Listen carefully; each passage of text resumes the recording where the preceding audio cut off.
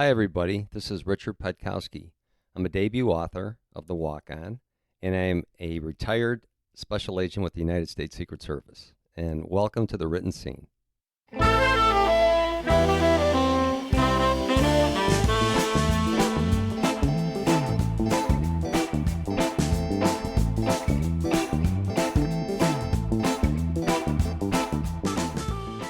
Hello and welcome to The Written Scene. My name is Adam Greenfield. I am the host, and we are in the home studio today. I wish I had an actual studio, but I'll get there someday, with a writer and very interesting individual, as I'm sure you're about to hear. I met him through Holly Kmeyer and Acorn Publishing. If you haven't had a chance to listen to that episode, definitely go back. That was a fantastic conversation with Holly. So, this guest, again, like I said, I'm really looking forward to finding out about the book, about his past, and how he writes, and even why he writes. So, Richard, thank you for being here. Well, thank you so much, Adam. I really appreciate the opportunity to be on your podcast. And I guess my story is a little unique and how I got to be a debut author. So, happy to share my story with the audience. Well, I think they're going to get a lot out of it. One thing I have learned through this podcast, one of the many things actually, is that the path to where we are as a writer is never the same. And usually it comes with a couple different kinds of paths to get there. So I'm sure people will perhaps connect on that level with this one. Yeah, so if you open up my novel, the first quote, and I apologize because I have to turn to it, is this book is dedicated to those of us who took a wrong turn on life's highway. So I think it's that wrong turn on life's highway that got me to write The Walk-On. You know what? Whatever it takes sometimes, right? Yeah. Well, really quick, since the book, we're talking about the book, let's just go ahead and start there. We'll start with the most recent stuff. This is your debut novel. Yes. Okay. When did this come out? February of 2023. 2023. Do you have plans for writing more, or are you just? I'm not a one-trick pony. Yeah, yeah. I actually can't be. have another finished manuscript, which is in the final edits. Okay. And it's called Operation Santa Bear. And it is a holiday romantic comedy. Holiday romantic. Now, if there aren't movie rights that come with this at some point. Well, it's funny how Operation Santa Bear came. It's not. Well, it hasn't come to being yet, but it was during COVID that my wife and I got hooked on the Hallmark Channel. Which I'm sure there's thousands of fans out there. Right. Some people, might not identify with it, but it's. I think the stories are really nice. What resonated with me because of my background in law enforcement is there's always a happy ending, at the end of the movie. Yeah. And during COVID, when my wife and I were sequestered back in Chicago in our apartment, we probably watched, I don't know, probably 30 of them. And I said, you know what? And this is when The Walk-On was still in its raw manuscript form. I said, I could write this stuff. My wife said, my wife Patty, she goes, oh yeah? So I did. So I had an idea pop into my head. I was in public service and as a special agent with the Secret Service. And I created this story about a police officer and an emergency room nurse who meet heading up an annual children's charity event called Operation Santa Bear, and set in L.A., where at Christmas time, the patients in the hospital get little Santa bears from Santa Claus. And it's very formulaic, Hallmark, each of them have a backstory, personal backstory. And they meet under, the meet cute's kind of cute. It's a car stop, right? All right. With the nurse. And, they have a relationship that evolves from there. I mean, that sounds like the correct formula for these types of stories. And it sounds like you might prove your wife wrong on this one. Yeah, so I got a shout out to my wife, Patty, because she's not only been my wife going on 4 decades now, Wow. but she's also my editor. She's the first eyes on any of the work I do, and that's another side story because she was my first editor for my debut novel. But she validates a lot of the Yeah. things that I write, and when Yeah. it stinks, she tells me it stinks. So What kind of uh, what kind of recipient of critiques are you? Do you prefer the be as hard as you can, or this be like, give me some good and bad? well, I think I've come to grow a little thicker skinned, Mm-hmm. especially through the publishing process of my first book. But I think every writer is very covetous of what they write, Yeah. and we all think we've got the next bestseller, um, but I think reality does set in that you don't, you're not going to get validated by everybody, and I think the biggest thing for me was putting myself out there. Mm-hmm. I realized that when you write fiction, you're going to put yourself out there. You're bearing your soul, your heart, and you want people to identify with your characters. Mm-hmm. And I'll compare that to what I did when I was in law enforcement. I had to write very detailed investigative reports, some of which, went to court or, became complaints on an Right. arrest warrant or, Right. very detailed search warrant affidavits, things like that. So my wife would tell me, when she first looked at my 800-page manuscript, Oh my goodness. she goes, "Look, you wrote War and Peace," Yeah. and she goes, "Instead of telling the time, you told me how to build the clock." But that is reflective of the type of writing that I did Yeah. in my Yeah. law enforcement career. We had to be very detailed, very chronological, because it meant something. It meant you had to be factual. Well, and that could come into play and affect so many other things, like cascading effect of what you write and describe could have a almost drastic effect on an end result of somebody's life. True, absolutely. Yeah. There's consequences. So with fiction, you got a little more creative You license. can play with it right? a little bit, yeah. You could play with it a little bit, but I think what I want to be known as a writer is that I'm authentic. Mm-hmm. And I strive to create realistic characters and put them in realistic situations. And because what I've done, professionally, both in the public sector and the private sector, I've got a whole repository of stories in my head. I can't even imagine. Yeah. So, like the romantic comedy, Operation Santa Bear, it's a pretty well-known fact that, law enforcement officers, firefighters, first responders, EMTs, nurses in an emergency room, you meet, right? Yeah. You meet on the job, and a lot of them get together. Yeah. And ironically, guys in law enforcement somehow hook up with school teachers a lot too, but which was that was my case. Okay. My wife was actually a middle school English teacher. Oh, cool. And reading. So I have the benefit of having a wife who is now a trusted editor. That is the kind you want.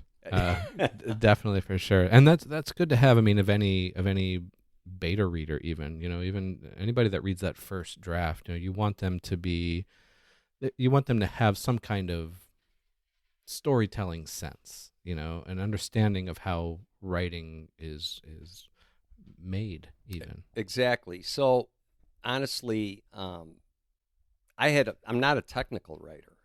I consider myself to be a storyteller, but I did learn a lot through this first editing process, publishing process. I think I have an idea now what a story arc is, and foreshadowing, things like that I should have learned when I was in college in writing classes. But I think I can weave a story, and I think that's why fiction appeals to me. I'm not a memoir guy. I respect people that write memoirs. You ever tried poetry or anything? You know what? I really respect poets and people that write poetry. I think I would need to learn a little more about the structure of poetry, because I know there's different kinds, subgenres, all those things. But I respect poetry. Cody got me a book. Yeah.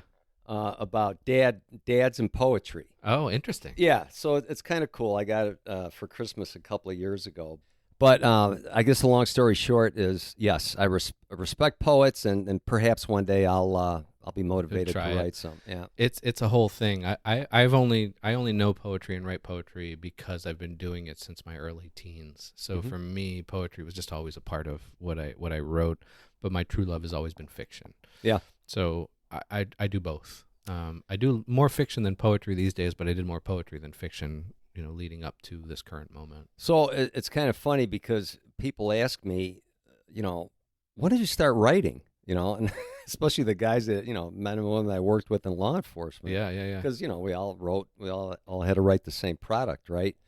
But my writing interest probably goes back to grammar school. I remember having just a tablet, a line tablet, and I really like cars. So I love, American muscle cars. It's kind of a niche, it's 1960s, early 1970s, cars like the Chevelle Super Sport, which is in my novel. It's actually a demon in my novel. But, little Stephen Kingish there. Yeah. Little Christine going on there, right? So I started writing a story about a 1968 Camaro. So I was... How old were you when you started writing? 11. 11. That's 11. great. And I remember writing about this Camaro, and then, my mom was like, "What are you writing there?" I said, "Oh, I'm writing a story." But anyway, I think I wrote a little bit in high school. I went to an all-boys Catholic high school, and we had to take, literature classes, basic writing 101. So I can't recall what I wrote in high school, but in college, I went to Loyola University, and I had a writing course. Dr. Macy, I'll never forget him. He's a great guy. He was kind of a free spirit, back in the 70s, and we'd have might have class over a beer. It sounds kind of fun. Yeah, just a really cool guy. So we had a short story project. And I wrote a short story called The Cubicle. And The Cubicle, and I was already a criminal justice major. And before that, I was actually studying pre-dentistry biology. Jeez. Which is another story, but didn't quite make it. But anyway, in this writing course, I wrote a story called The Cubicle about a convicted felon who's going to prison for life imprisonment. Oh. And then he's got a consecutive sentence of another 100 years after his life sentence. So he's not going anywhere. He's staying in jail. Right. And I can't even remember what the crime was for, but my mind's eye, what I see what I write, right? So I pictured this guy, the door slamming behind him, the jail door. And I remember the line, I think the closing line was, so-and-so thought to himself, gee, I wonder what the second 100 years is going to be like. So then Dr. Macy... We get our papers back, and I was kind of a screw-off in college, I hate to say. A little free-spirited myself, but I got an A. I got an A on the project, and next to the A was, "Did you really write this?" So I guess... You knew you had something there. Yeah. Yeah. So I think he might have recognized that I did have some writing talent, and I didn't get someone to do it. Did you... That's always a good thing. Right. Did you then go, why am I a criminal justice major when maybe I should get into writing? Did that ever cross your mind, or did you keep going with... Well, you know what? No. I mean, so I was going to be a police officer in Chicago and then try to go to law school. Okay. And because back then, I had to make money if I wanted to go to law school. Right. Still do. Still do. Yes, absolutely. But then during my junior year, I had a professor who, for a criminal justice class, and he was a former police officer himself. He says, "Hey, did you ever think about the Secret Service?" And I'm like, "No, not really." I said, "Aren't those the guys in the dark sunglasses that have this wire hanging out of their ear and they talk in their sleeve?" Which is often a caricature of what you see. But I did pick, I did go down that road as a career path. But as far as writing, it actually, flash forward over 20 years, and living back in Illinois, in Chicago, where we raised the kids. I was working in corporate America. I had already retired from the Secret Service. I was working, for a Fortune 500 company in their corporate security group. Yeah. And I just had this idea pop in my head, and it was 2007. I remember it well. Kids were small. I was coaching youth football with my son for my son's team. And it seemed like that year several players got into trouble. Okay. 2007? Yeah.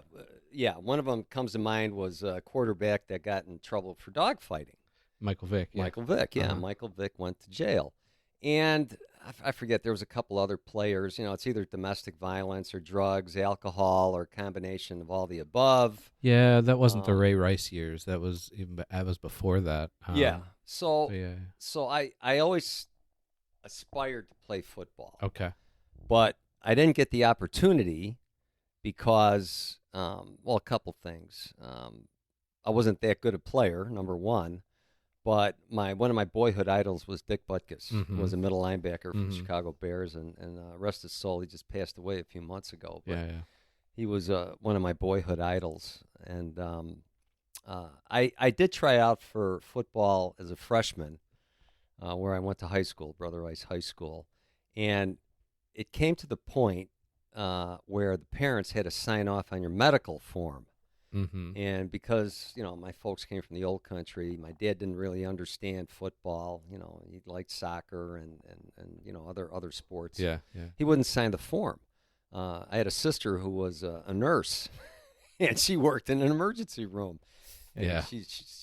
she advised my dad, all these football players are coming in, from practice with broken legs and, wrists, arms, all banged up. So my dad wouldn't sign off on the form, and I didn't get to play. But I am a football fan. I became a big football fan. I actually did NFL security. Okay. Recently, back in Chicago, before we moved out to L.A., I was one of the NFL security reps in Chicago. Oh, wow. Okay. Yeah. So I was around it, and we had certain responsibilities, not team security or stadium security, but other responsibilities. So 2007. I had this idea for this story about a professional football player who falls from grace. And I've been around the media all my professional career. Mm-hmm. I was at the White House. We always had the White House press corps there, and whatever events we were at, especially on the protection side, we would have the media there, right? So, I respect the media. I truly, truly respect the media and what they do, but it seems like, when you're a professional athlete and you're doing well, they've got a story to tell. You're a hero. Right, you're a Pro Bowler. You're an MVP. But if something happens, you fall from grace. You're a pariah. You're a pariah. Now you're an object of vilification, right? So that's kind of the approach I took with this story, and I really took some of the notorious football players, over time, primarily 60s, 70s, 80s, 90s, and I created this composite character. And I made him a middle linebacker because middle linebackers are headhunters, right? Yeah. They play defense. As a Ravens fan, Ray Lewis. I'm familiar, so absolutely. Yeah. A lot of respect for Ray Lewis, but there were guys like, Jack Lambert, Bill Romanowski, Ray Nitschke. There was another guy, Singletary. Mike Singletary, number 50, exactly. Yeah. So what I wanted to do was and there's characters in professional sports, whether it's basketball, baseball, soccer. I mean, it seems like it's the characters that get the notoriety, right? For one reason or another, whether they're good or bad athletes. But I wanted to build this character and make him a bad boy in the NFL, so I created this character, Mike the Steel Man Stolowski, and that's a Chicago backstory. I'm happy to elaborate on why he got that nickname. But he's all tatted up. He's got steel trap tattoos on either arm, big St. Michael tattoo on his shoulder, and he plays with a chip on his shoulder. And he's a Pro Bowler, number 52, and but what you see in the story, the character is not who he really is. he's really a blue collar kid from the southeast side of Chicago, who's got a backstory, really kind of an introvert, and because of his family life circumstances, grows up with some anger management issues, which manifest themselves on the football field. And it's kind of an evolution of the character that he becomes. And there's an arc in the story. There's a devastating personal loss. It's interesting that you came up with this idea while at your kids' football, coaching that, right. Because you can see. I mean, even in that, there are a lot of athletes that start as kids and carry that through into a professional career. Right.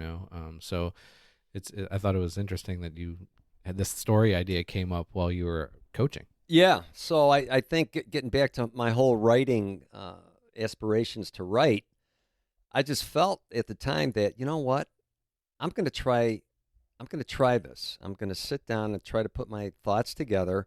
I obviously had, I didn't have a lot of time because I was involved with the kids' sports and extra, curricular activities and just raising a family. So I was kind of a closet writer.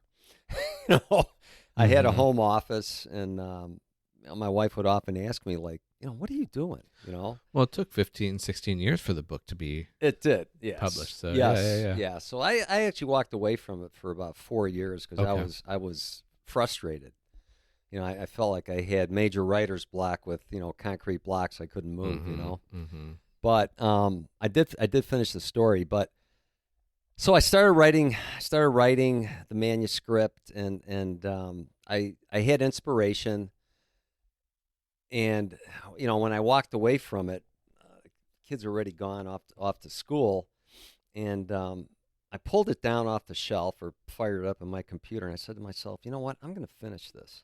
So I actually finished the novel on Super Bowl Sunday, like 3 hours before the game, and I had it in my mind. I had to get it done, and I did, and it was the 52nd Super Bowl, and my protagonist wears number 52. Right. Ironically. Yeah. And I said, wow, man, maybe there's some, There's reason behind that. Yes. Karma, what was that? The karma was good. Was that 5 years ago? Let's see, 17. 6 years. 6 years ago. So who was in that one? Oh, boy. I know you're going to, it might have been Philly. I'd have to look it was up. That? It was Philly and was it New England. New England. Yeah. Okay. And I think that was the big comeback story where Tom Brady threw right. like Of course. Yeah. 5 touchdowns. In the second don't half. remind me. Well, that's a fun, almost. I like how that came together. Yeah. It's almost like all Like the stars lined up, and the worlds collided. Right. Right. Yeah. So then the whole editorial process. Well, no, not even that. But my wife, she I finally admitted to her that I was writing a novel, and she's like, "Okay, let me read it." And I'm like, "No." And she said, "Well, why not?" I says, "Well, because it's a fiction story, and I'm, how could I put it? I'm kind of shy when it comes to sharing my work. Not so much anymore. Yeah. But anyway, I did offer up the first chapter, and she read it, and she's like, you know what? Let me read some more. So I just threw the towel in and gave her the entire manuscript. And truthfully, it was about 400,000 words. And I know the standard for publishing is like between 90 and 100,000. Something, right? Yeah. So she took the scalpel, to the manuscript and really did a nice job. But one of the things, I think the reason it was so voluminous is because I would walk away from it sometimes for days or weeks or months or even years, and I would find myself reinserting myself in my writing, and I would probably retell portions of the story. And because I'm not a technical writer, I'm better now. I wanted to go back and tell a lot of details. So she really excised a lot of that duplication and just made it a better manuscript. That process, that very first editing process, is something that I think is a really valuable tool for writers to have. And whether you learn it from other people or you watch other people do it, I think it's really important. I know for me, I've struggled with my first draft edits. Mm-hmm. You get that first draft out, and then you look at it. Sometimes I'm too close to it, Yes. or it's too recent, or maybe it's too far, and I've lost the feeling I had behind it, or the motivation behind Mm-hmm. it. Mm-hmm. But going through these days, I'm just like, cut that, cut this, that's gone, that's not necessary, And I actually have come to enjoy the editing process and cutting things, even if I like it, the part that I'm cutting. It has to fit the story flow. Exactly. And one of the things that I learned, in working with Acorn and the content editor a couple of times, I think actually my wife Patty did 9 edits of her own before it went to Acorn. Okay. But was the reordering of chapters. The reordering of chapters. Yeah. And my son is actually a pretty good writer himself. He studied communications. Okay. In college, and he came up with the suggestion of grouping chapters into sections. So, like in my novel, I've got before the fall or in the beginning. There you go. And I would take the respective chapters that fall within that section. Yeah. Section. Yeah. And group them. And my content editor with Acorn made some great suggestions as to reordering of chapters, which I think really added to the impact of the story. It's amazing how just reorganizing things can really enhance a story, And I've talked about this many times on my podcast, but I've had multiple stories where maybe I just took the second half and made that the first half, Mm-hmm. And all of a sudden the story just got a million times better simply for that one quick thing, that one switch, because it's all of a sudden the impactful stuff is either up front or it's at the end, and it hits harder.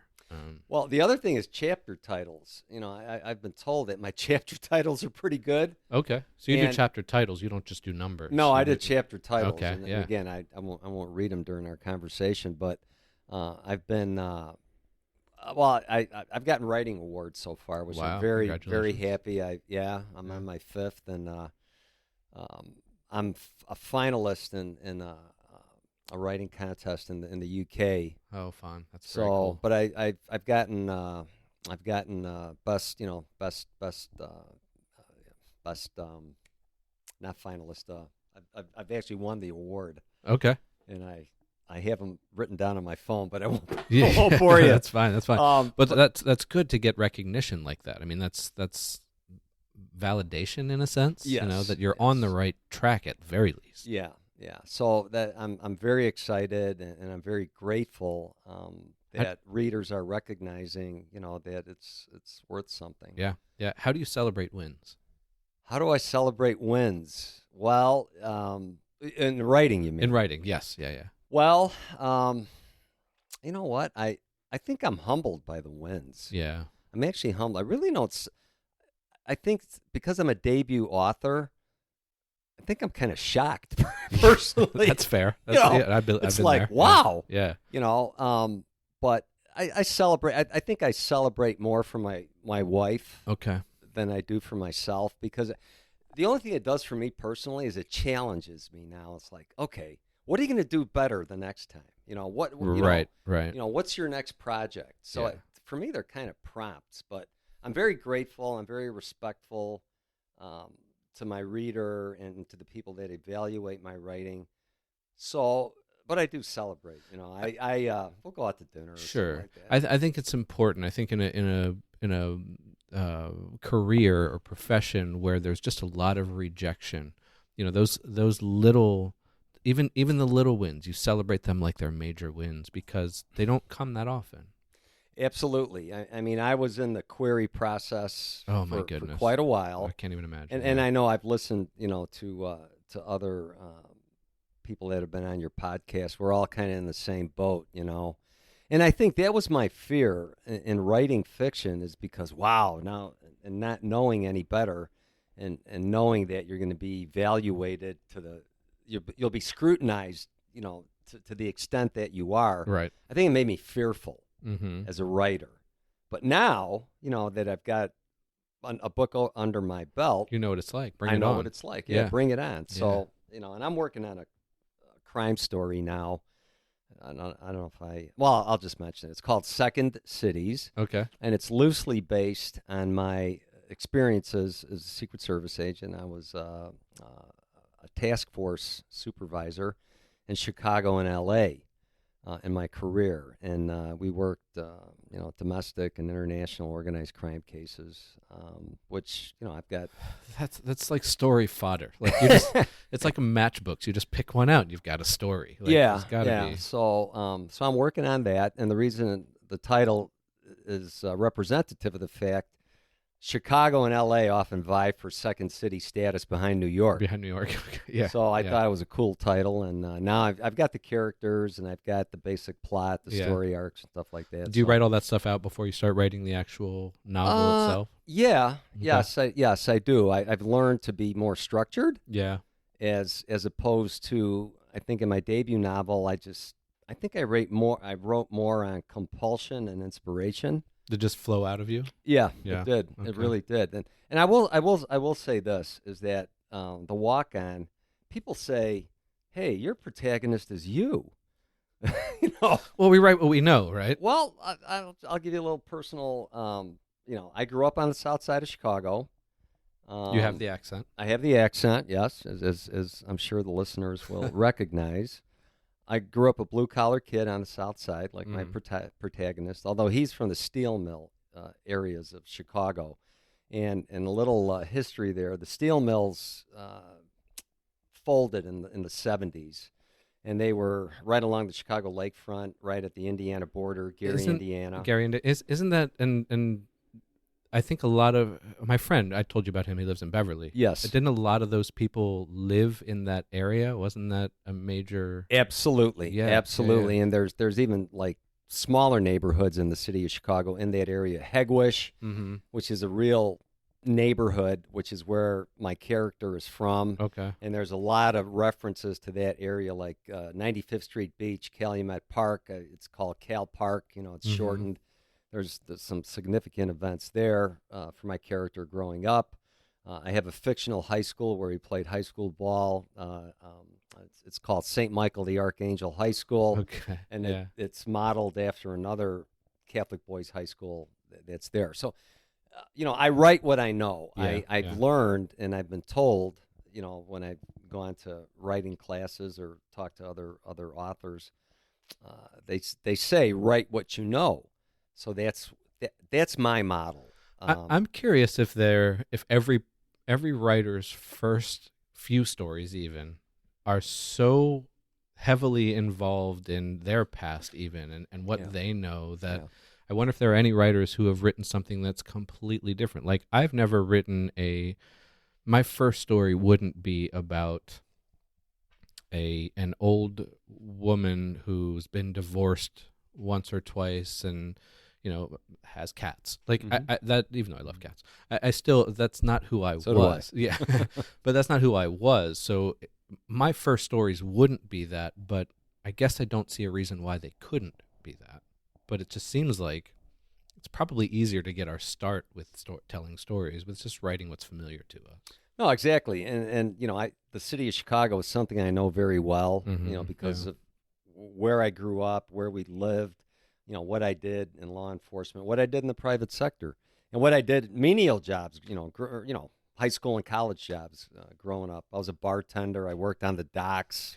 So I had a lot of blue collar jobs, construction, and that's perfect for storytelling. Yeah. How many jobs do you think you can count that you've had? Well, let's say I started out as a dishwasher, making $1 an hour in 1971. Okay. I worked in a neighborhood banquet hall as a busboy. Later bartended. I was a bartender there. I was a banquet bartender. I was a neighborhood bar bartender. I worked on the docks. I worked for United Parcel Service part-time through college. I bartended, in college. I tried sales for a while. Yeah. I had my real estate license at one point before I got into law enforcement. I did a lot of different things, but I did it out of necessity, and going back, to my upbringing. My dad had some heart issues in his 50s and stopped working, and I kind of had to rely on my own instincts. Yeah. If I wanted to make money, if I wanted to have money, I had to make money. Right. So I kind of wove some of this stuff into my story Mm-hmm. with my character, and again, without taking up too much time. But I do respect those writers that can take a premise or like you said, just an object or two people and create a story. I think I have those abilities. I haven't tested them yet, but I do have ideas. And like, I'm on the shady side of 60 now, so I'm thinking about, we're into this whole empty nest thing. Mm-hmm. So I'm thinking about stories about empty nesters. Maybe, I don't know, maybe some romance, maybe someone who's a widower Mm-hmm. and meets somebody. So I have some of that stuff, and the crime stuff, which I kind of shy away from. I'm going to attempt that. Are these things you want to write? So, for example, would you write sci-fi? Would you want to write stuff like that? You know what? I respect the sci-fi writers. I've met them at different book club meetings I've been to. Fantasy, sci-fi. I mean, I just respect the creativity, the world building of these writers. Yeah. Cody is into Dungeons and Dragons and is part of a group that meets regularly and plays Dungeons and Dragons. And I'm like, wow, I really respect these people because I don't know that I could do it. The storytelling in Dungeons and Dragons. I mean, I grew up in the 80s, and that's when like Dungeons and Dragons really like exploded, and it became the dungeon master, and they've got books, and it's just like they were master storytellers, and it to me, that kind of thing, I don't think I could write stuff like that. But man, I love it. Yeah. And look at hopefully it's not the same genre, but look at J.K. Rowling. Yeah. The whole Harry Potter. It's fantasy. I mean, right it's fantasy, there. but like, wow, and I know my kids growing up and my wife and, they were all into Harry Potter. I mean, I probably saw most of the movies at one point or another. But I do respect writers and authors and other genres. And I think in the last 5 years, as I've been exposed more to the writing process and the different genres that are out there, I just think I'm starting to grow. Where I should have probably grown 30 years ago, Well, it's these steps onto these new paths, Right. and we can't jump into the deep end and automatically know how to swim in Exactly. these things, So Exactly. I taught myself how to make podcasts 10 years ago in my late 30s, and I was like, I don't know what I'm doing, but I was like, I'm going to figure it out, and I had wished I got into radio 20 years prior, but I didn't. So we jump into these things and we're just like, well, as long as I think we can accept where we are when we step on that path, that's going to allow us to challenge ourselves even more. I mean, when you look at the opportunities that being a podcaster affords you, it's tremendous. I moderate panels at Comic-Con. Oh, wow. Like I would have never thought that I could moderate. And I'm not going to lie. I'll be honest with you. I've been going to Comic-Con. This will be my 10th year now, 13th year, 12th year, 11th, somewhere around there. Wow. And I haven't paid a single penny to get in. That's great. So I've used all this new path that I stepped on to open other doors. And through that, now I'm finding other opportunities of moderating and teaching and doing all these things that are in the arts and are me.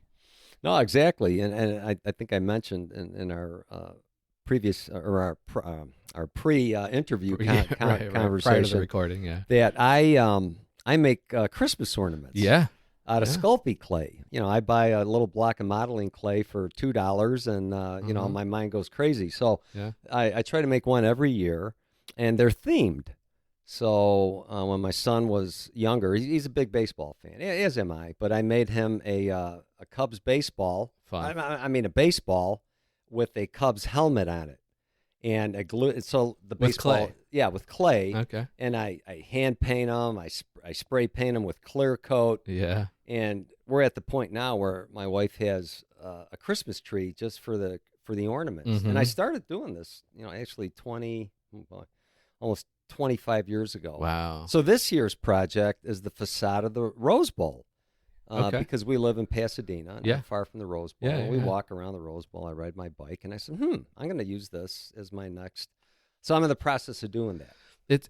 And during the pandemic, I started whittling. You can see I've got a couple things up there. And I'd never done it before. I Yeah. had no clue what I was Yeah. doing, but I was like, this will be fun. It's another arts that I can have fun with. And in 2021, maybe for Christmas, I sent out a message I put out a message on Facebook. I said, if you donate $15 to a place, let me know. I'll carve you a Santa and send it to you. So like, I must have made like 30 Santas in like a month and a half. Good for you. And Good for I you. hand painted them all original. My friend Wow. lived in Colorado. He wanted the Colorado flag on the Santa's stomach or the back or whatever. So I got into that sort of stuff myself because it's another creative thing that just keeps that art flow flowing. Yeah, my dad's deceased many years now, but he was an artist. You mentioned he that. was Yeah. What kind of art?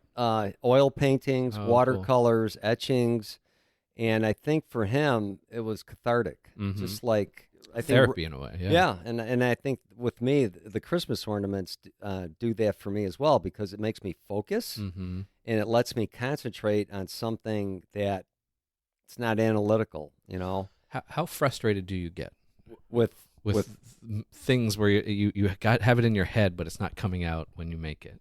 Well, I think I have enough talent and enough creativity to improvise. After 25 years, Yeah, yeah. and yeah. it's just I'm very detail oriented to the point where it's almost like microscopic dimensions. And stuff. Right, I right. mean, I try to make them authentic, and I know the listening audience, can't see, but and I'm happy to show you some on my camera Yeah, when we're done for sure. on my phone. But I just I do get frustrated sometimes. Fusion of materials because it's Mhm. not just clay. I'll use popsicle sticks. It's a lot or, of things, yeah. Yeah. Like I fashioned a door handle for a door that was I did a replica of our door to our old apartment in Chicago, which was Oh, that's fun. 100 years old. Wow. And Okay. it's a rounded doorway, and it's the door's like 3 inches thick, and it's very ornate. Mm-hmm. Well, I made the same thing, out of clay and popsicle sticks. That's But great. it's I put a lot of man hours into this. I'm sure your whittling is Took is very hours upon hours. labor intensive. Yeah. Yeah. The So, painting, the the different painting. things. Yeah. What kind of paint do you use? Just acrylics. Same here. Yeah, yeah. It sometimes I would put a little water in it to let it maybe soak into the wood, to give it maybe a different shade of that color. Yeah. Even though I'm colorblind and I have no idea what I was doing. But like you learn about that. Yeah, like Yeah. I've got a cat up there that was supposed to be something. It was an owl, but I messed it up. I just saw it. Yeah. So then I've got an owl next to it. But I put my stuff in my room. But I've got a whole bunch of Santas still that I have to repaint and clean up. But I haven't done it in a little while, just because I've gotten back into my podcasting and writing that takes up a lot of my creative energies these days. So I almost don't need it. During the pandemic when I started doing it, I was doing it because I just needed something. I'd lost all my podcast work. My writing was just me sitting here by myself. So I needed something to like keep going, or else I was going to lose my mind. Well, I think creativity can manifest itself in different art forms, Yeah, right? yeah. Writing obviously is an art form, but to have the manual dexterity to do what you do and what I try to do, Yeah. that's a gift. It is, because not everybody has those same abilities. Yeah, no, that's very true. That's very true. I think a lot of skills can be learned, but I think there's still something a little more innate in who we are and even DNA almost, if you want to go that far. But Right. like I think it's just who we are. My love of music Mhm. comes from my parents. And I know we listened to a lot of music as a kid, but I could have gone a totally different way and be like, screw music, I don't need that stuff. But I think that was just part of who I am Yeah. and the family I was born into and my Mhm. blood and all that stuff. So Mhm. I think there's all that. The reason I asked about if you get frustrated easily with certain things is because I'm curious if there's something about writing that you find as difficult as other things in some of your non-creative jobs from your past. And if so, how do you get through that? Hmm. Wow, that's a very introspective question. I think, I mentioned that I did like most probably the majority of writers do. You get writer's block, Yeah. right? Yeah. And how do you overcome that?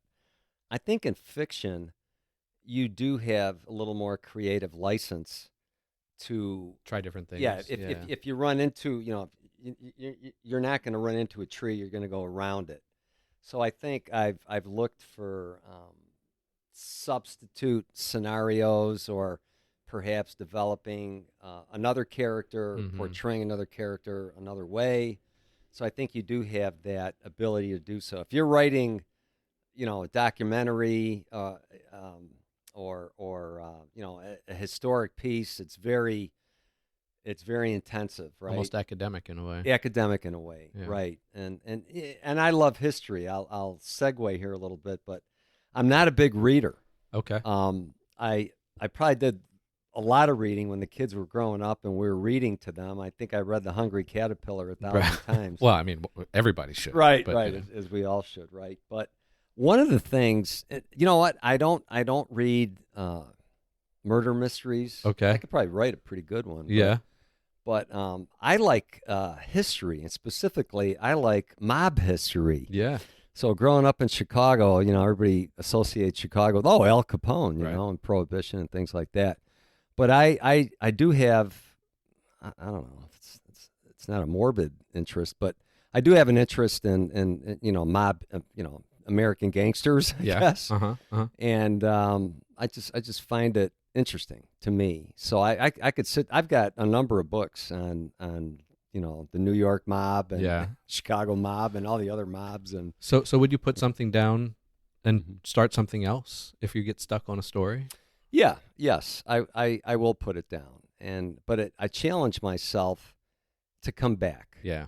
And if I have to wipe the slate clean and say, oh no, this is garbage. Like I had an alternative ending for my novel, and I ran it past my wife, and she goes, nah, Nice. that's not going to go. And I do respect her opinion very much. So, So that you wouldn't, and I this is not to take away from her opinion or thoughts on that, but would you take that story and go, well, let me tweak it to where she would say, okay, now you have something? Or would you just move on to something else? well, I don't know, maybe out of fear. Maybe out of fear. It's out of fear. Yeah. Spoken like a man who's been married for a Yeah, while. yeah. Listen, I know better, right? Yeah. No, no, she's been. I'm sure Yeah. that it's such a helpful thing to have that It as a is. writer. It You know? is. So It so is. to respect that. I know I've had my girlfriend read a few things, and she's like, look, if this doesn't come back around later, I'm not going to be happy. And I'm like, well, I'm not going to put that in the story then, because Right. I don't know if it will come back around later. But I'm just curious if people will take a critique of something and say, hey, that's not going to work, and either change it or just move on to something different. Yeah. You mean something different within the story? No, Or just something a different entirely project? altogether. Yeah. Yeah. You know what? I kind of have this finish line mentality, You unfortunately. do? Okay.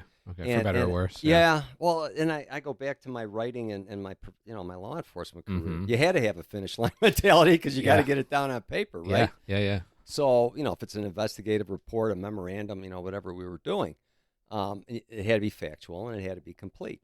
And with fiction, again, you do have the creative license to stop Yeah. and pivot or move on to something else. Right. And I guess, like I was, I started thinking about Second Cities while the editing process is going on with the walk-on. I got Operation Santa Bear in the can, and I'm thinking, I got to go back, and and I'm dancing around, Yeah. and I'm deluding myself. Not diluting, but Diluting. diluting Yeah. myself. Putting too and maybe much. maybe the former as well. But am I really diluting my creative instincts? So I don't know. I think you have to remain flexible. Yes, as a writer for sure. Yes. Yeah. That's really important. I know that there was a someone that I had interviewed in a different podcast I used to make years ago said that if you have multiple projects, just do one, complete it, move on to the next one, as opposed to trying to do a chunk of each one, Right. because then that's just, it's too much. Your mind gets too scattered, and you start, some projects might bleed together, so the idea of, I think that finish line mentality, I think, is a good thing. Mm-hmm. It's a good thing to have. I think completing a project is great. I have 2 half-written novels that Wow. I would love to come back and finish, but Mhm. I've hit a point with them that I wasn't sure where the story was going, even though I had an outline. I just couldn't get there. Like, I got stuck in that middle part. It's like I've reached a canyon. I don't know how to get past it, even though I can see the other side. Right. Right. So I've decided to just step away, work on other things. I've got 2 poetry book manuscripts I need to get published. I've got other short stories I'm working on, and I'd love to have a book of short stories published. So I don't mind coming back to those novels and putting them aside, Mm-hmm. but I have to finish those at some point, because I can still feel the thoughts bothering me. Can I ask you what genre you're writing? Magic realism. Magic. That's a new one to me. So it's basically, if you take the real world and introduce an element that could be true but isn't necessarily true. So, for example, some of the stories, I can tell you about a couple of the stories I've written. One of them is called Night Critters, and basically it's about this guy who wakes up from a dream, and parts of his dream are on his phone in the pictures, but they're fading like a dream, or Interesting. so I've got another one about this scientist who's trying to find people in a parallel universe and get their DNA and heal people in this current universe that are sick, even though they're healthy in the other one. So it's these weird things where they're probably not realistic, but maybe there's an I don't know. element that might be. I think I think your second one. It'd be great if It'd it be was great. true. Right. So it's stuff Absolutely. like that, So it's stuff like it's still real, like. But I also write a lot of stories that would be considered literary fiction, where it's like Raymond Carver, if you're familiar with him. It just puts you right in that moment, Right. tells you that story from not even a beginning and an end, just right in the middle, and you have all you need right there in that snapshot of time. So I think like period pieces also appeal to me. Yeah. Okay. Like even I was just thinking about this the other day. 'Cause people say, okay, write a crime story, write a crime story. So I was thinking like something that happened in the 1950s, like Yeah. a detective story in Yeah. the 50s. Almost. Are you familiar with the Black Dahlia? I've heard of it. The murder that Yeah, happened in yeah, L.A. yeah. and awful, awful, awful story. But that's a period piece. Okay. And there's, obviously there's probably hundreds of others, but I think if you're writing in a certain period of time, that gives you a beginning and an end. Yeah. And there's you could put a finite end to it. That is an interesting point. Yeah. Because like my story, the walk on, it's really, it goes back to the 1970s when the protagonist was born, but it really the meat of the book is really only 2 years. Okay. It's like 06 to 08. Yeah. And the reason it's that far back is 'cause I started writing. That's when you started writing it. Yeah. So Do you think it's easier to write in a time that's already passed, or do you think it's easier to write your own ending of it in the future, where the ending hasn't happened yet, or that time hasn't happened yet? Do you think it's easier to make up stuff like that, or would you prefer to use what already happened and use that time frame, because you can use it as a reference? yes. Well, I guess, I writing something historical or something that's happened, and Yeah. then even with fiction. But I like, you just gave me food for thought, because I think that would be very interesting Mm-hmm. to do that, Mm-hmm. because you're in control. You are. Yeah. You're in control. And I think that's why I like alternative history so much. Like my girlfriend and I were watching For All Mankind, which is a Okay. show on Apple TV, and Mhm. it's about the Russians got to the moon first and what happened with the space race after that. Right. And it's fascinating, like, to see these things that are that could have happened, but it didn't. So I love that sort of stuff, Mhm. to take history and just flip it a little bit. Twisted. You can Right. use the characters and people from that time, but Well, even think about the Civil War. What if Right. the South prevailed? What if, where would we be today?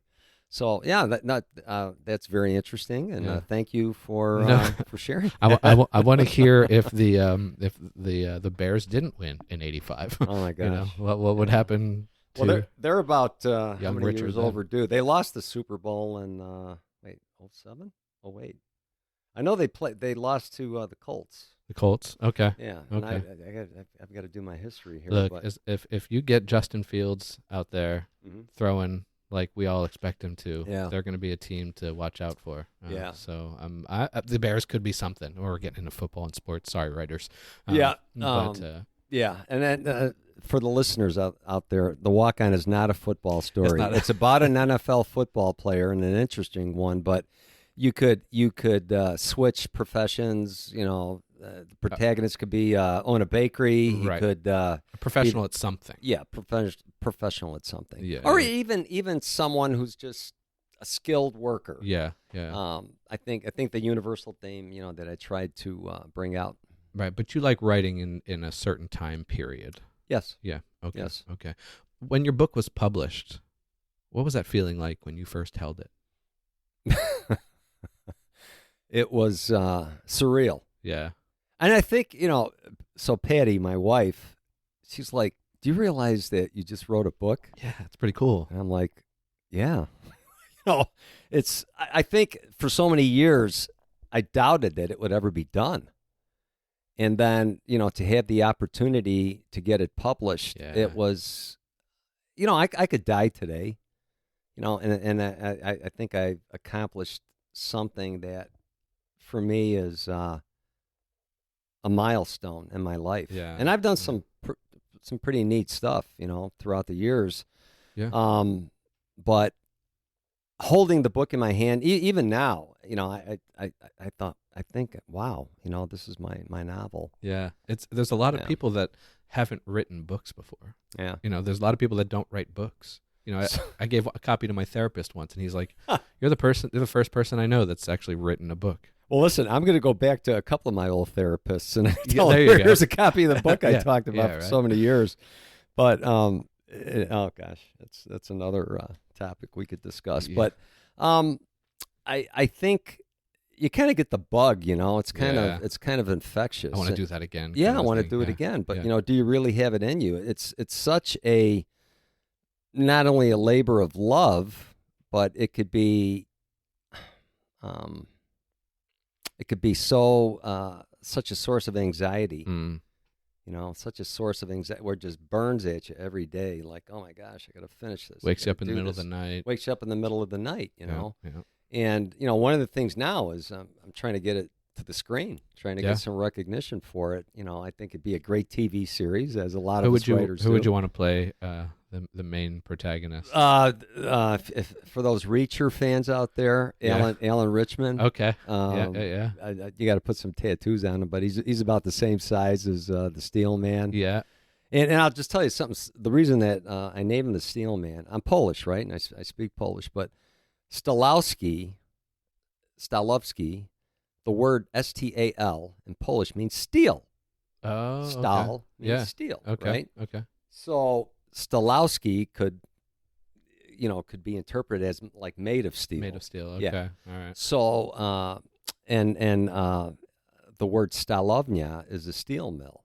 So I just happened to put Mike, the steel man, in that section of Chicago, which was famous and infamous for the steel mills, where Yeah. a lot of immigrants worked. It was their first port of entry. They worked hard in the mills, and the neighborhoods were very insulated. People took care of one another, Mm-hmm. and it was an inspiration for me. Some of the locations that I picked. Do you ever duck into like bookstores just Yes. to see if your book's there? So right now, as far as the book being in bookstores, I'm in a couple of independent bookstores. Yeah, I mean, yeah, the bulk of my sales come off the internet, Okay. and then also I sell them off my website as well. By the way, my website is richardpodkowski.com. Get it in there. Yeah, for sure. I'll be linking to it in the show notes. Yeah, for sure, so I have had, and I'll tell you, it's something I'm really happy about is I actually had an interview with the local CBS channel in Chicago on the day we had our book publication party. So that morning I was interviewed on the news, on the local news, on the streaming channel. But I thought it was cool. Yeah.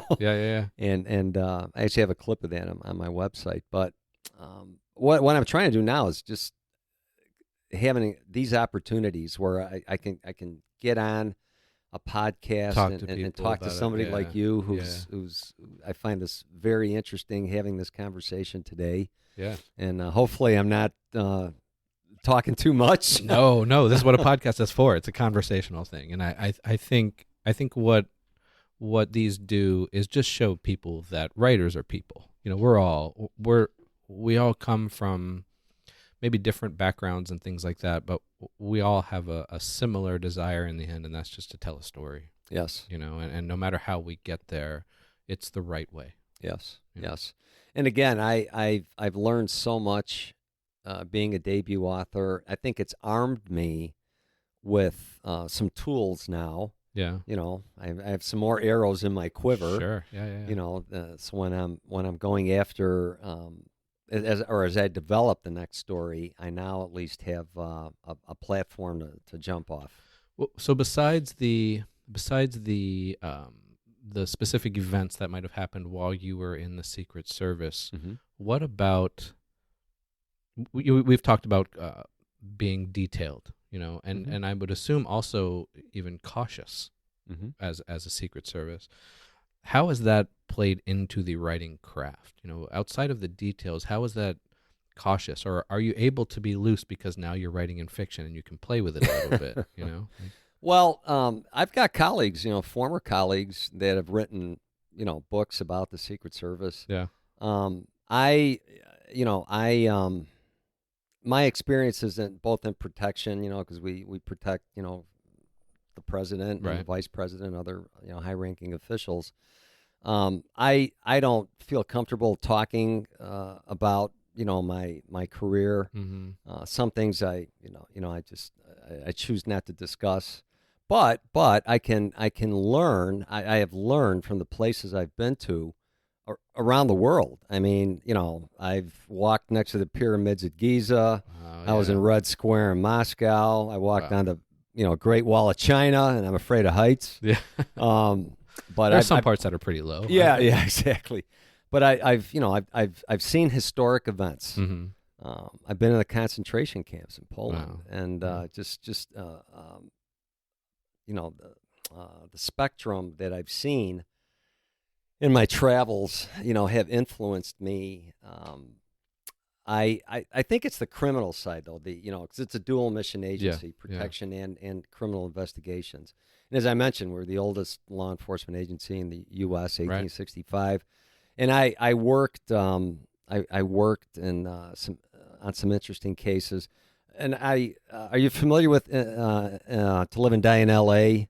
And In the Line of Fire, the movies? The movies, yeah. Yeah, so In the Line of Fire is Clint Eastwood. You know, he plays a Secret Service agent on a protection detail, and he's got a stalker, you know, that is kind of messing with him and wants to, you know, do bad things, you know, to our protectees. But In the Line of Fire was based. It was actually written by a former Secret Service agent in L.A. Yeah, okay. And it's about a counterfeit case in the Los Angeles field office. And when I was in L.A. the first time in the mid-'90s, I was in the counterfeit squad. And Willem Dafoe played the counterfeiter, and William Peterson was an agent. And it's just an interesting story because it's pretty true to life. You know how you know how counterfeit cases evolve, and you know that whole world, which is, you know, kind of dark and murky. Right. So would you rather write about things that just aren't Secret Service related? Is that where you've reached the point? Yeah. I mean, that was another chapter. You're moving on to this one. Yeah. So I do like crime fiction. So I wanted to be a Chicago police officer. Okay. I initially, applied to the police department in the early 80s, and, I was waiting my turn to be called. Yeah. And then when I was in college, I did meet a professor who said, hey, maybe federal law enforcement is your thing. Okay. And I did apply. I applied to the Secret Service, not expecting to get called, and I did get called because I speak Polish, and it's an Eastern European language. And of course, at that time, with world events, Right. the Cold War was going Yeah, on. It'd be good to yeah. have somebody who speaks another language, right? Right. So I actually did go to Eastern Europe on assignment as a translator. Actually, Wow. I translated for our guys, doing advanced security work. But I think it's sexier to write about street crime myself, I will tell you, Second Cities is loosely based on some of the cases that I've worked, but I'm going to incorporate street crime into it. Okay. And it's going to be like two generations of good guys and bad guys, father-son type stuff. Yeah. And I know that I'll tell you how the story is going to end. It's going to end at the Hollywood sign. Okay. That's Don't just leave it there. I'll leave it there. No I'll spoilers. leave it there. No spoilers, because I want to read it now. Yeah. So yeah, okay. I won't tell you the beginning, but it's I think it's going to be interesting. Yeah. Okay. So, but you know what? I really do like. And I don't know. Maybe it's not me, but I kind of like writing about the human spirit. Yeah. Whether it's romance, tragedy, just day-to-day experiences of people. I get inspiration to write. I'll be driving in the car on the 5, up in downtown LA. Somebody passes me in a car with a unique license plate, and I'm like, I wonder what that person's Who's that all person? about. Yeah. Who is that person? Yeah. What did they do? Are they a Hollywood producer? Do they own a deli up the street? Right. And I think because of my life experience and things that I've done, things that I've seen, I can concoct stories. I was going to say, you can probably create a character, a believable character without thinking about it, I'm sure, because of all the people you've encountered over. Well, what's nice now is my wife and I are just catching up on TV series. Yeah. So we finished Schitt's Creek, which I think is hilarious. It's a great show. But but when you think about it, though, the characters and the character development there, and just the diversity of the experiences and the locale and stuff like that. But now we got hooked on Murders in the Building. People keep talking about it. I guess I'll watch it. But in Chicago is The Bear. Yeah, I've heard of. Yeah, it's about I've been Italian, told numerous Italian times. family who owns a beef restaurant. stand. Yeah. It's an Italian beef stand, and then one of the main characters is a world-renowned chef who takes over the family business. Oh, that's fun. Yeah, and I won't ruin it for the listening audience, but it's great. It's gotten a lot of awards. My girlfriend loves it. I haven't seen it yet, but now we're hooked on Abbott Elementary. Oh, that's a good one too. It's great. We're finally caught up, and but anyway, I bring that up because it's when you look at all these series, they are true to life. Yeah, and they represent real life people and real life scenarios, which inspires me. Okay. Yeah. Okay. Those kinds of stories are very, these days they seem to be the story to tell and read. Yes. There's a lot of that sort of human spirit. How do we overcome type of thing? Mm-hmm. My stories are.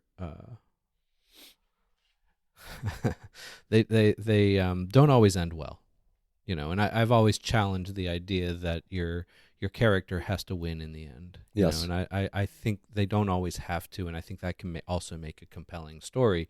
It's just harder to make the story pay off for the reader, because why would a reader want to read all this time about a person that just does nothing but fail and never succeeds? Mm-hmm. And that's a hard story to tell. It is, and I'm glad you brought that up, because the ending of my novel really is not a clear ending. Mm-hmm. And it begs the question, did the protagonist go one way or the other way. But that's life, And right? it's right, and it's Yeah. up to the reader's interpretation as, who really wins here or what really happens here. So I think that's really a great way to tell a story. I think that's really important. So, okay, we'll wrap up here. Okay. And this is the question. There's so many other things that I didn't get to, but we'll do it another time. This is a question I ask everybody. So I always really enjoy the answers that people come up with. If there was one book, movie, song, anything creative you wish you wrote, what would it be? wow. Oh wow. And I'm going down my checklist here for books, movies, songs. Uh It could even be a piece of art, for example. Just anything that you that has never left your mind in all of it. That just means so much to you in a creative sense. I think The Godfather. Yeah. The Okay. whole series of Godfather movies, because it's Even Godfather 3. Godfather 3, because it's based on real life, but it's probably been fictionalized to a certain extent. Yeah. But it is a period piece. It does tell a story, and it tells a story that kind of sets the tone for where we are in life today. How so? Well, and that, the evolution of what organized crime Okay. became, Yeah. and probably some of those elements still manifest themselves today. Not only in that specific ethnicity, Mm-hmm. but could have been a model for other criminal enterprise. Yeah. Yeah. And I see, as I mentioned, I think the crime that is really at the forefront of people's minds now is cybercrime, because we live in a computerized world. Right. We live in the world of the internet, and some of the schemes that are going on out there, some of the manipulations that are going on out there, have elements of organized crime, and that's what's inspiring me now for the novel that I'm writing. But on the more soft side, The Notebook. Really? Okay. And I'll tell you why. I mean, I love Ryan Gosling and Rachel McAdams. Mm-hmm. I think I still have a crush on Rachel Okay. McAdams. All right. I hope she's That's listening. fair. But no, if she is, I hope she is too. yeah, but I just think the writer, and I apologize, I forget his name, but he really was influenced, I think, by I think it was his grandparents' Okay. story, and it was I just thought it was a neat story, and Yeah. it really impacted me to the point where when I'm working out, I look at YouTube clips of it. Yeah. And I think The Notebook, really, really stuck with me, and it Okay. has, and it still has, and I think it continues to inspire me as well. Well, if you are writing the romance Yes. stuff, then I think it clearly has had an effect on you. So Operation Santa Bear has 2 subsequent stories. Okay. If it's made, and the second one's called A Race for the Heart, All right. and the third story would be Coast to Coast's Wedding. Wedding. So you have a whole trilogy planned. Yeah, same 2 characters, and hopefully one of the I hope to get Operation Santa Bear finally, the final edits, and get it published. Okay. It's a cute story. Yeah. Cute story, and Yeah. I think people would enjoy it, and it's totally different than anything that I'm capable of writing. Well, yeah. I mean, and I that's the thing. I think that can really help writers is to write different things. Mhm. Not just on a personal level, but also on a professional level. I think that you open yourself up to more. More opportunities, more readers, different audiences. I don't know if I could ever write romance. I think I've just had too many breakups, that sort of thing. But I can appreciate it, and I wish I was better at certain areas of writing those sorts of things. Well, and I'll close with poets. I mean, the inspiration for poets that can take an inanimate object, or something that inspires them, and again, I'm not schooled in the structure of different types of poetry, Mm-hmm. but poetry is 100% creative, Yeah. 110% creative, and to have that ability to put it down on paper and be recognized for it, or not, hopefully you're recognized for it. I think that's a unique talent. And I guess the other thing is, like, if you're a lyricist, if you write lyrics for songs, that's tough. That's very difficult. That's tough. Yeah. And I know that Toby Keith, who just passed away, the big country music superstar, he wrote a song for Clint Eastwood called "Don't Let the Old Man In," which is very inspirational for me, because I'm getting there, And it's if you never listened to it or saw the video, I'll take a look. Yeah. And Toby Keith sang it. He sang the song just a couple of months before he passed away up on stage. Wow. Okay. And it's just very, very powerful. It's amazing what different arts does for people. Yeah. Even if you're not a writer, it's just so important for people to find connection. To find joy, and to even when they're not at joy, not at peace, they can still connect with something, because there's so many different things, so many different ways art can be expressed, that it makes it easy to latch on to something that makes you feel comfortable and safe. So absolutely, and so I just am so happy, and I am so honored to have this opportunity, because it was difficult for me for a lot of years to be guarded, about my creative self. Yeah. For obvious reasons, because of the world I worked in, and I think even personally, though, I am somewhat of a guarded person, even though I talk a lot. Well, no, I think that's the one thing about poetry that has allowed people to open up a little more, and to be able to let go and allow your personal life or personal thoughts or things like that to be out in the world.